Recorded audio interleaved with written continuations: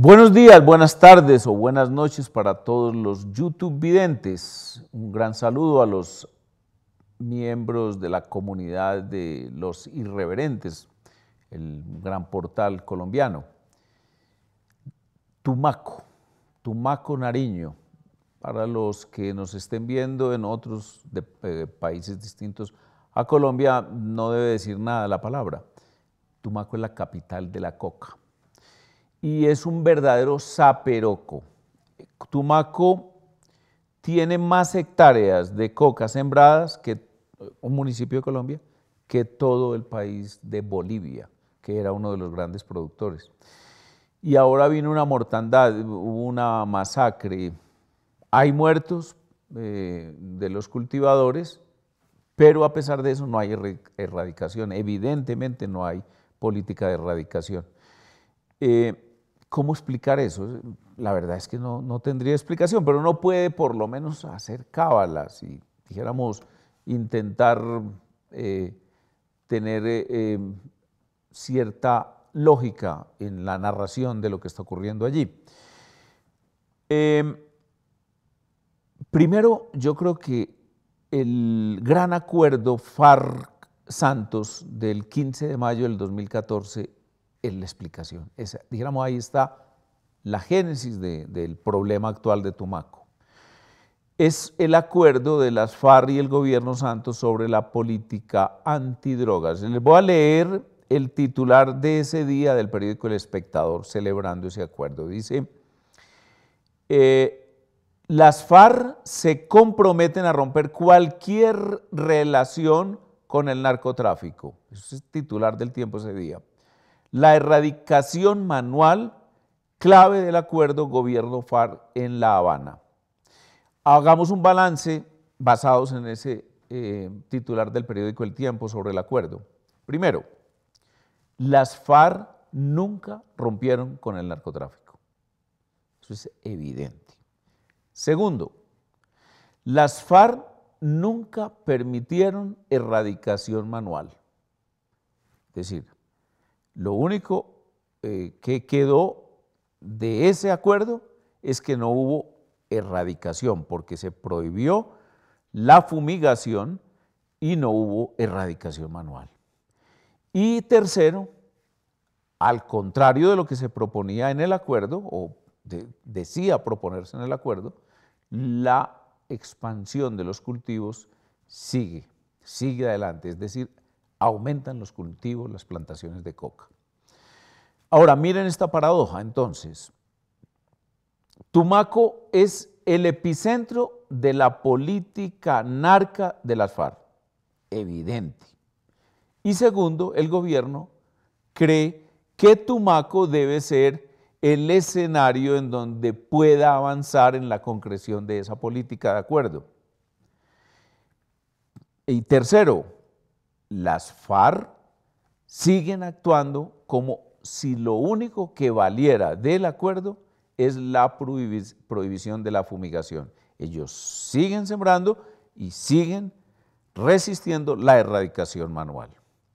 Ahora, hay otra cosa peor, que es el cuarto comentario que hago. Las FARC y el gobierno de Santos creen que los Estados Unidos en este tema son convidados de piedra y no lo son, porque los Estados Unidos son actores en el tema de la lucha contra el narcotráfico, es el principal actor. Por lo demás, es la principal víctima del narcotráfico. Esta situación es la que hizo crisis en estos días, la semana pasada más concretamente. Un intento de erradicación manual emprendido por las fuerzas estatales colombianas terminó en un enfrentamiento con los campesinos cocaleros dirigidos por las FARC. En la refriega, un grupo armado aprovechó la confusión y masacró a varios campesinos. Las declaraciones que han dado las propias Fuerzas Armadas de Colombia, más bien la Policía Nacional, nos dejan preocupados porque dan a entender o reconocen que la masacre fue producida por balas de la Policía Nacional. Entonces sigue la paradoja. Hay muertos, pero no hay erradicación. no avanza la campaña. Entonces, es absurdo porque hay una confrontación aparente, o parecería, entre la Policía Nacional y los cultivadores de coca, pero no hay erradicación, no avanza la política de erradicación. Ahora,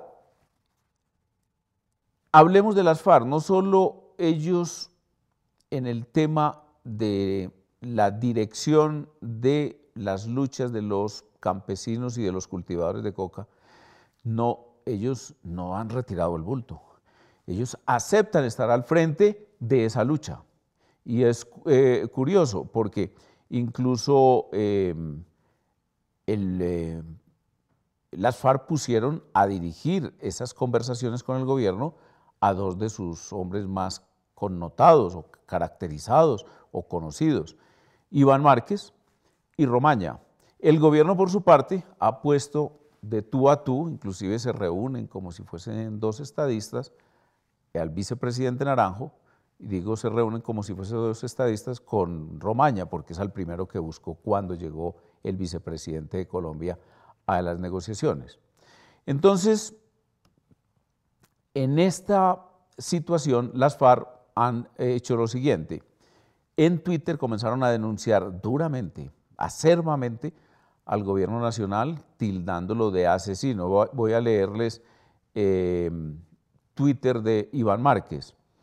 Está masacrando a los campesinos, presidente, haga parar la matanza.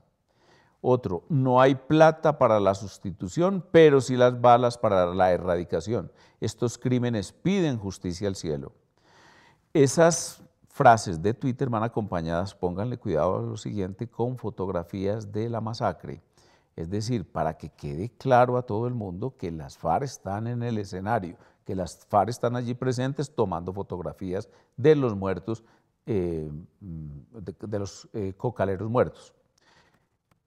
Es decir, las FARC atacan al gobierno, pero no reconocen su responsabilidad en los sembrados y en que se mantengan los sembrados. En el tema cocalero, entonces, las FARC están aplicando una política muy famosa, que es la combinación de formas de lucha. Tienen el delegado, a Romaña, como una especie de comisario político, pero además se sabe que dirigentes de las FARC, ahora dicen disidentes, pero que todo el mundo en Tumaco sabe que son dirigentes de las FARC, como un famoso Guacho, un David y un Cachi, son los que mantienen un férreo control sobre la producción de coca y sobre la resistencia a la erradicación de los cultivos. Entonces, Iván Márquez ahora salió a decir que Guacho, que es el jefe principal, es un paramilitar, y todo el mundo dice en Tumaco que es de las FARC, que estuvo en las zonas de concentración y que además cree todo el mundo que el flujo de dinero que se desprende de la producción de coca, de los laboratorios y de la exportación del producto, no siguen fluyendo hacia los Estados Unidos o hacia México solamente, también están fluyendo hacia Bogotá. Ahora, toda esta situación, insisto, por parte de las FARC y por parte de Santos, se pretendería que no involucra a los Estados Unidos. Es decir, que los Estados Unidos, insisto, son convidados de piedra. Falso. Miren ustedes las preguntas que se está haciendo la prensa norteamericana, que se está haciendo el propio gobierno norteamericano y que comienza a crear un escepticismo enorme sobre los acuerdos FARC-Santos. Primero, el acuerdo final degeneró en la creación de unas especies de feudos cocaleros. Segundo, ¿cuál es la relación de la cúpula de las FARC con los agentes del narcotráfico? ¿Son propias filas o son disidencias como afirman ellos? Tercero, ¿continúan activas las relaciones de la cúpula de las FARC con los carteles mexicanos? Porque ese es el comentario general en Tumaco.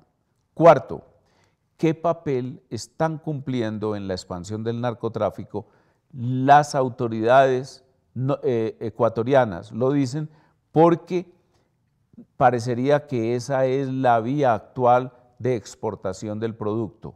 y parecería también que en Ecuador no se está haciendo absolutamente nada para impedirlo. Quinto, ¿es realista el acuerdo final Santos-FARC o habrá que replantearlo completamente? Sexto, la masacre es una notificación de las FARC de que defenderán sus plantaciones y laboratorios a sangre y fuego. Séptimo, el acuerdo sobre narcotráfico y la puesta en marcha de la JEP, entendida como impunidad y elegibilidad de los miembros de las FARC, no es la construcción de un monstruo institucional inaceptable para los Estados Unidos, pues comienzan entonces a darse ya ciertas consecuencias. La posibilidad de una desertificación de Colombia ya está pendiendo como una espada de Damocles sobre toda la nación colombiana. Muy buenos días, muy buenas tardes, muy buenas noches para todos los YouTube videntes.